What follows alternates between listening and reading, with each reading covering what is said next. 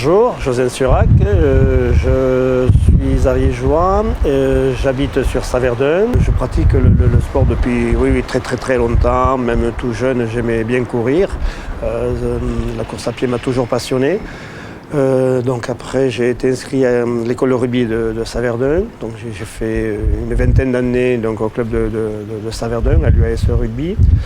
Et donc à la reconversion, j'ai continué, en aimant le sport comme je l'aimais, j'ai continué dans la course à pied. Donc la course à pied, et tous les trails, enfin j'ai pratiqué les trails qu'il y avait sur l'Ariège dans un premier temps. Et de plus en plus, je me suis dirigé sur les circuits, enfin les trails ou les courses ultra longues. Et donc j'ai commencé par les 100 km de Millau. Après j'ai été rapidement, je me suis inscrit au Marathon des Sables. Et ensuite donc voilà, j'ai fait la 333, donc ça c'est une traversée du désert en Égypte. J'ai fait la Spartathlon en Grèce. Voilà, dans le long après, je me diversifie, je ne fais pas que un type de course. Il y en a qui sont spécialisés sur le goudron, d'autres dans la montagne. Et moi j'aime bien découvrir toutes les courses. Donc ça fait que j'ai même fait les 6 jours d'Antibes. Donc ça c'est quelque chose d'assez particulier. C'est une course qui dure 6 jours. Et c'est sur un circuit d'1 kilomètre. Voilà. Mais là c'est tout plat, c'est que du goudron. Et l'objectif c'est de réaliser le grand nombre de kilomètres sur 6 jours. Voilà. Et là j'avais fait un peu plus de 600 km. Voilà. Et là donc dernièrement, donc je suis toujours attiré par des courses ultra longues. Et là, il y a quelques années, il y a 4 ou 5 ans, j'avais vu donc cette course qui était la traversée des Pyrénées par le GR10.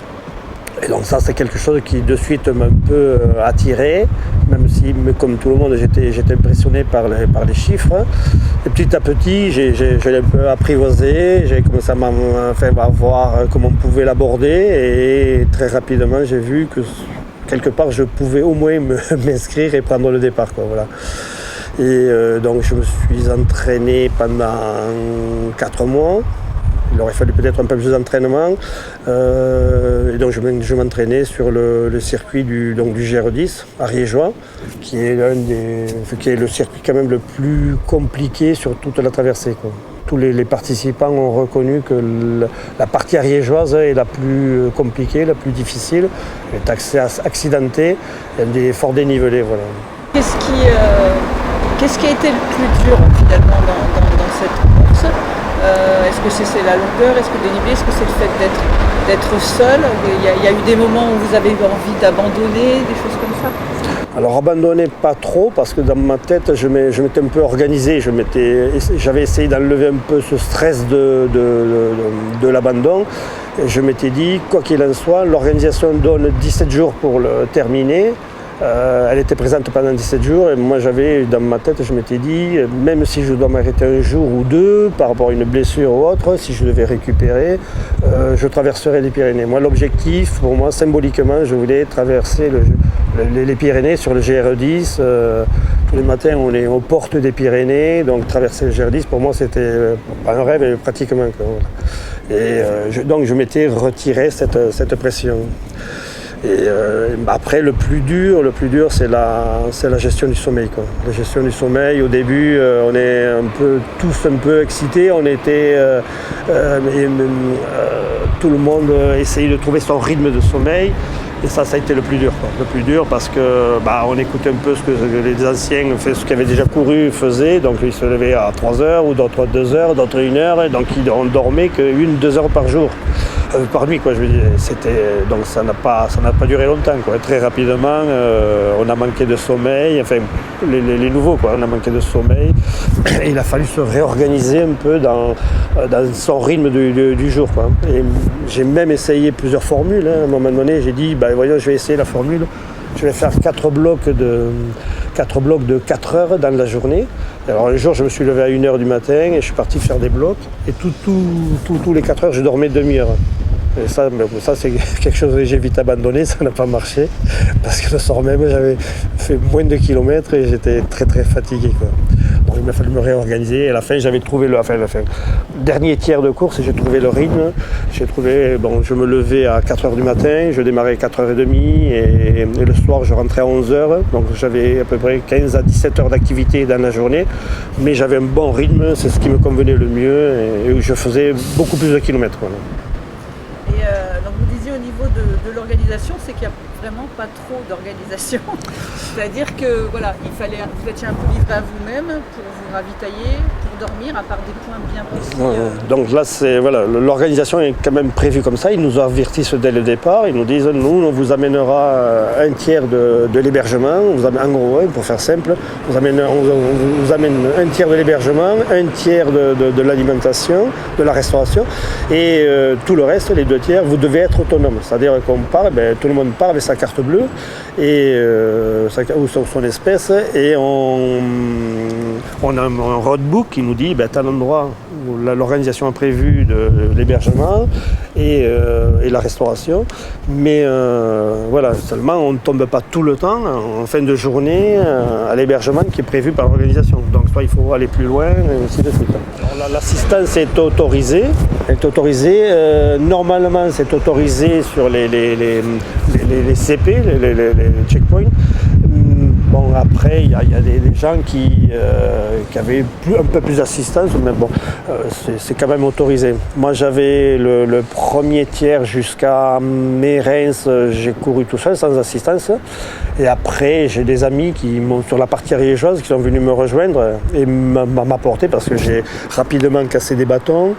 J'ai rapidement cassé une paire de chaussures, donc vite c'était l'organisation, le téléphone, j'appelais, j'avais la famille ou les amis qui m'amenaient des chaussures, des bâtons, voilà. Et j'ai même cassé 2 paires de bâtons, puisque même à Aulus, il m'a fallu rechanger de bâton, j'en avais cassé un. Et là aussi, on est venu en toute vitesse m'amener des bâtons, donc ça aide pas mal, ça m'a bien aidé dans ces moments-là, quoi. Donc là, on est à combien de temps la course? Elle est finie depuis 15 jours, je dirais? 15 jours, enfin un peu plus, oui. Voilà. Alors, vous vous sentez comment là? Vous avez récupéré, prêt à repartir? Prêt à repartir, peut-être pas, mais j'ai assez bien récupéré, même s'il fait encore un peu plus de temps. Alors, je suis encore en claquette parce que j'ai les pieds encore qui sont un peu meurtris. Ça m'est jamais arrivé, mais j'ai de la corne très très épaisse sous les pieds. Et donc j'essaie un peu de ne pas les enfermer. Physiquement, après, j'ai repris à trottiner avec le club de course à pied à Saverdun qui est les foulées des portes d'Ariège. Et donc ça se passe relativement bien, mais j'ai un peu de mal quand même à faire des accélérations. D'accord. Vous envisagez de la refaire l'année prochaine ou vous avez fait ça et puis vous dire je vais passer à autre chose? Oui, c'est un peu comme je vous l'ai dit tout à l'heure. J'ai bien apprécié, ça a été une expérience extraordinaire, mais je ne la referai pas très, très certainement. Alors même vis-à-vis de l'organisation, je me suis proposé en tant que bénévole pour l'édition 2025, puisque la course a lieu tous les 2 ans. Et donc je me suis proposé en tant que bénévole. Et après, très certainement, je m'inscrirai sur d'autres événements, d'autres courses du même type, mais pas dans le même registre. Voilà, je l'ai fait une fois, ça m'a bien plu, mais bon, il y a tellement de courses en France ou ailleurs qui ont d'autres profils que j'aimerais essayer, quoi. Donc alors vous avez couru pour l'association Liam à l'infini plus 1000. Oui. Donc vous pouvez parler pourquoi vous avez couru pour cette association, pour parler un petit peu, et qu'est-ce que ça a apporté à l'association, cette médiatisation? Donc Liam était un petit garçon de Saverdun, donc je connais assez bien la famille et les parents. Donc on avait fait une première opération, donc Liam qui est atteint d'une maladie rare et donc il a besoin de soins particuliers où il y a des prises en charge qui sont très modestes. Il doit effectuer des stages dans des pays étrangers, donc il va par exemple en Pologne régulièrement. Là, vers la fin du mois, il part en Bretagne pendant 15 jours et ses soins ne sont pas pris en totalité en charge. Donc ça fait des frais énormes pour la famille. Et donc ils doivent prendre déjà des jours de congé, ainsi de suite, être disponibles. Et donc voilà, donc ils avaient créé une association, c'est assez récent, Liam a 3 ans, enfin il a eu 3 ans en septembre là. Et donc l'association est toute nouvelle, elle a juste 1 an. Et donc, on avait, pour la course à pied, le trail que l'on avait organisé à Saverdun, on avait fait déjà une première opération avec une association de Mazères qui encadre justement les personnes atteintes d'un handicap, et qui est Juju 09, ils sont situés à Mazères, et avec Madame Dardier, Catherine Dardier. Donc on a mis un point, on a fait participer Liam à la course à Saverdun. Donc il a fait tout le circuit sur une joëlette, ça s'appelle. Voilà. Et donc sur la course la traversée des Pyrénées, je me suis dit peut-être faire quelque chose. Et donc là, l'amener sur le circuit, c'était pas possible. Il y avait la disponibilité et puis le circuit trop accidenté. Et donc je me suis dit, enfin avec Julien, on en a parlé. Donc l'idée c'était justement d'avoir une information tous les jours. Et donc avec mes enfants, ils ont ouvert une page spéciale sur les réseaux sociaux. Et à partir de là, donc on a communiqué, et tout le temps mettant l'association Liam à l'infini en avant, et donc avec des liens pour aller faire des dons. Voilà. Donc pendant la course, ça a été moyen, il y a eu des bonnes participations, et c'est après la course où on a eu pas mal de dons qui sont arrivés pour l'association, avec des entreprises aussi qui ont bien participé. La dernière en date est l'entreprise Alain Bonadi sur Toulouse qui a fait un gros don à l'association. D'accord. Bon, et alors les prochaines courses, ce sera toujours pour courir pour Liam, je suppose? Oui, très certainement, en espérant que sa situation, sa santé s'améliore de plus en plus. Donc on le suit de très près, et oui, s'il y a d'autres. Justement, à la fin du mois, avec le club de course à pied de Saverdun, dans des foulées porte d'Ariège, nous allons organiser une course, mais là c'est non chronométré, donc on partira, c'est le chemin Qatar. Donc on va partir de La Nouvelle et on va arriver à Montgaillard, et donc tout ça au profit essentiellement de Liam. Donc il y aura une grosse communication autour, et donc on a Mathieu Bordenave qui est un adhérent à l'association, qui est président avec moi de l'association, et qui va justement faire la traversée du sentier Qatar. Et là, moi je vais faire la logistique. Pour une fois, je vais être à la logistique et pas à la course. Et on va faire une opération justement spéciale pour Liam. Voilà.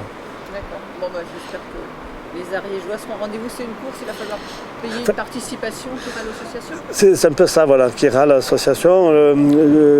Mathieu sera accompagné très certainement par d'autres adhérents ou d'autres coureurs de l'Ariège ou d'autres, mais qui feront que des parties peut-être. Moi-même et d'autres personnes seront à la logistique, c'est-à-dire on sera avec des vannes ou des minibus pour justement, s'il y a des personnes qui veulent faire que des parties du circuit, participer.